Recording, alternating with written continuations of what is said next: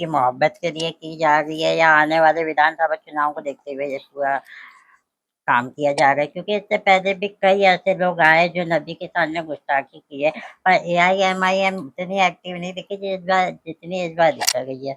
जी, मैं इंतजार कर रहा था कि आप कम से कम आवाज उठा देंगे करके उसमें किसी ने कोई इंडिया फेक न्यूज़ सवाल तो हर बार सवाल ये है आवाज कि उठाता है देखिए और इससे हमेशा। इससे ज्यादा कोई घटिया बात हो नहीं सकती। शख्स को सिर्फ रामगिरी कहे, ये महाराज हो नहीं सकता है। आदाब, नमस्कार। आप देख रहे हैं इंडिया फेक न्यूज। जैसे कि आप जानते हैं, इससे पहले हमने असद साहब का भी इंटरव्यू ले चुके हैं हमारे चैनल में, और आज हम एआईएमआईएम पार्टी के इम्तियाज जलील साहब का इंटरव्यू लेने आए हैं, जो कि आज विदर्भ के दौरे के तहत नागपुर आए हैं। कब पे चर्चा होंगी, पर मेन चर्चा होंगी आज रामगिरी के ऊपर। का चैनल में आपका बहुत बहुत स्वागत है। रामगिरी महाराज के ऊपर जो अभी पूरे महाराष्ट्र में राजनीति चल रही है, उसको आप किस नजरिए से देखते हैं? और आपने जो ये सरकार को धमकी दी है कि हम तिरंगा यात्रा निकालेंगे, उस पर आप क्या कहते हैं? एक तो ये है कि इस शख्स को सिर्फ रामगिरी कहे, ये महाराज हो नहीं सकता है। ठीक है, आप अलग अलग धर्म के अंदर धर्म गुरु होते हैं, लेकिन इस तरह के नहीं होते हैं जो अपने धर्म के बारे में कम बताते हुए दूसरे धर्म के अंदर क्या बुराई है ये बता रहे हैं। कहीं ना कहीं हमको पूरा यकीन है कि जो हुकूमत है, जो सरकार है, उनके इशारों के ऊपर ये रामगिरी ने इस तरह का बयान दिया है करके। और उससे ज़्यादा ख़तरनाक बात यह है कि इस राज्य के जो मुख्यमंत्री है, जो मेरे भी मुख्यमंत्री है और सभी जात धर्म और मज़हब के मुख्यमंत्री है, वो उसी दिन, जिस दिन पूरे महाराष्ट्र नहीं पूरे देश भर में गुस्से का माहौल था, एफआईआर के ऊपर एफआईआर फाड़ी जा रही थी, उस दिन वो आके उसकी पीठ थपथपाते हैं और एक बयान देते हैं कि तुम्हारे बाल को भी हम धक्का नहीं लगने देंगे करके।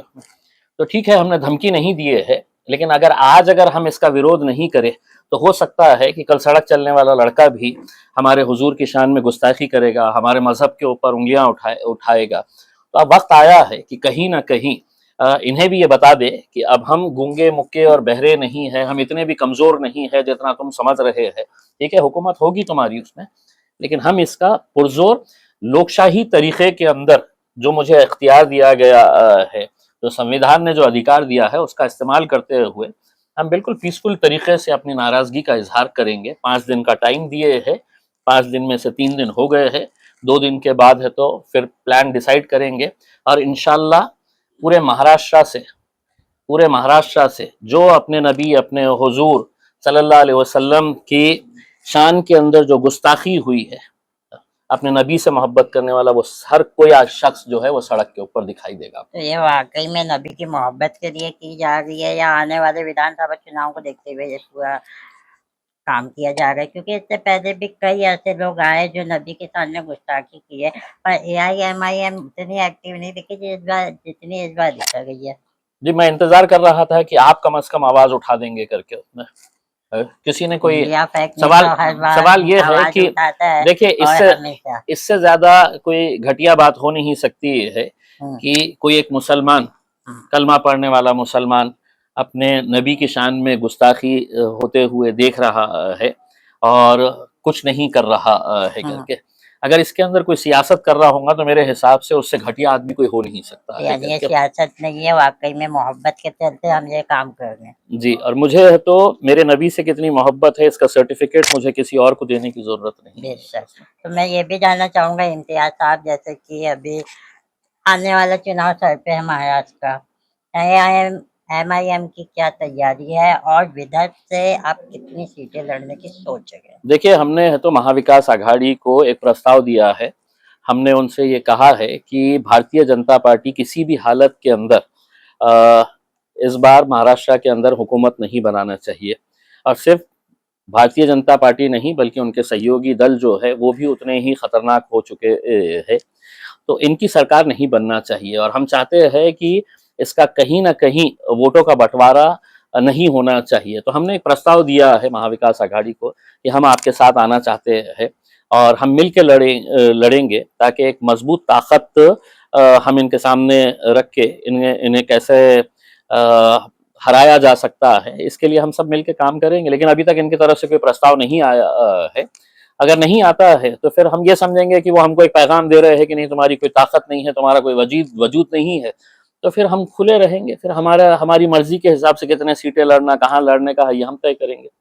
ऐसा ये भी सुनने में आया था, जब केंद्र का चुनाव हो रहा था तब भी आपने एक प्रपोजल भेजे थे इंडियन अलायंस को, तब भी शायद उधर से कुछ रिप्लाई नहीं आया था। तो देखिए, उस वक्त का इलेक्शन इस वजह से अलग था कि पूरे मुल्क के मुसलमानों ने, दलितों ने, पिछड़े वर्ग ने 2-2 घंटे धूप में खड़े रह के इंडिया अलायंस को वोट दिया।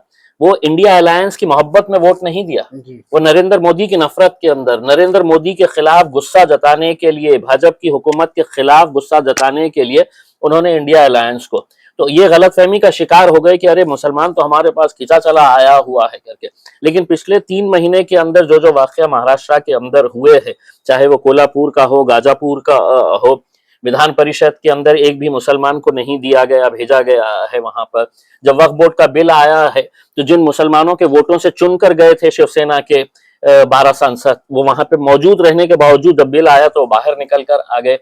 फिर ये रामगिरी नाम का जब आता है तो उस वक्त है तो क्यों इनके बड़े नेता रोड के ऊपर आकर इसका एहतजाज नहीं करते हैं। फिर भाजपा का जो पिल्लू छोड़ा हुआ है वो आके आपकी मस्जिदों में घुसकर मारने की बात कर रहा है। तो हम ये कब तक सुनते रहेंगे और क्यों सुनेंगे? अब हम अगर उन्हें जो भाषा समझ में आती है उस भाषा के अंदर हम भी अब जवाब देंगे। तो यानी आप किस भाषा की बात कर रहे हैं यहाँ पे भी थोड़ा हमारे दर्शकों के लिए कर दीजिए। क्या करूं? किस भाषा की बात कर रहे हैं आप, ये भी थोड़ा हमारे दर्शकों को। दर्शक बहुत होशियार है साहब, दर्शक को हर चीज बताने की जरूरत नहीं रहती है। दर्शक समझ गए हैं कि इम्तियाज जलील क्या बोल रहा है। तो इम्तियाज जलील साहब, आप जैसे कि नागपुर दौरे में, तो उन जितने भी नए कार्यकर्ता आएंगे उनको आप क्या संदेश देने वाले हो, किस तरीके से आप यहाँ पे चुनाव लड़ने वाले हो? और ये भी मेरा एक सवाल है कि नागपुर में क्या पूरे विदर्भ में मैं देखा हूँ जब भी चुनाव आता है आपकी MIM पार्टी में गुटबाजी बहुत हो जाती है, तो आप उससे कैसे लड़ेंगे? एक जिंदा पार्टी की निशानी होती है। जिस पार्टी के अंदर झगड़े होते हैं, जिस पार्टी के अंदर गुटबाजी होती है, मरी हुई पार्टी के अंदर ऐसा कुछ नहीं होता है। उसमें जो जिंदा पार्टी होती है उसके अंदर ही खींचमतानी होती है। तो ठीक है उसमें, लेकिन आप इलेक्शन के वक्त मेरे पास खुद देख लीजिएगा, उसके अंदर मेरे पास भी खूब गुटबाजी चलते रहती है, खींचमतानी चलते रहती है। लेकिन जिस दिन एंड वक्त आता है, जब वक्त आता है आपको एकजुट होने का, तो पूरे एकजुट हो जाते हैं। इंशाल्लाह पूरे महाराष्ट्र के बारे में सोचेंगे। अभी इनको मौका दिए हुए हैं MVO को, अगर उनके मोटे अकल में कुछ, उनके दिमाग में अगर कुछ सही फैसला लेने का उनको मौका मिला तो उनके लिए बेहतर है। हमारे से ज्यादा फायदा उनको होने वाला है। सर, आप जैसे कि पहले पूर्व सांसद भी रह चुके हैं, विधायक भी रह चुके, तो क्या आप दोबारा विधायक के लिए चुनाव लड़ेंगे? नागपुर से अगर आप सीट देने तैयार है तो लड़ लेंगे। सर, आप आ जाइए, बिल्कुल बिल्कुल आइए, आप स्वागत है। बाकी वो तो आवाम ही तय करेंगी क्या होना है। इंशाल्लाह। और क्या कहना चाहेंगे जाते जाते हमारे दर्शकों को? बस दर्शकों को यही कहना चाहेंगे कि हमने एक ऐलान किया है कि 5 दिन के बाद हमने 5 दिन हुकूमत को दिए हैं कि कहीं ना कहीं ये मुल्क जो है, ये राज्य जो है, ये कायदे कानून नियम उसके ऊपर चलता है। इस तरह के गुंडागर्दी से नहीं चल सकता है। और आज हम सड़कों के ऊपर जिस तरीके की गुंडागर्दी देख रहे हैं तो उसके खिलाफ हमने हुकूमत से ये मांग की है कि 5 दिनों के अंदर जो जो भी दोषी है उनके ऊपर कार्रवाई करे। नहीं करे तो फिर कानून जो राणे के लिए है वही कानून मेरे लिए है, रामगिरी के लिए जो कानून है वो कानून मेरे लिए भी है। उसमें तुमने जबान खोले, तुम जबान मेरे मुंह में भी है, और जिस दिन मेरी जबान खुलेगी तो इनको समझ में आ जाएगा। तो ये थे हमारे साथ इम्तियाज जलील साहब। उम्मीद करते हैं आज की ये खबर आपको पसंद आई होगी। फिलहाल हमें दीजिए इजाजत, धन्यवाद। मैं बोलने वाला था हमें दीजिए इजाजत करके, अब आप जल्दी से हमारे चैनल को सब्सक्राइब करें और बेल आइकन दबाना ना भूलें।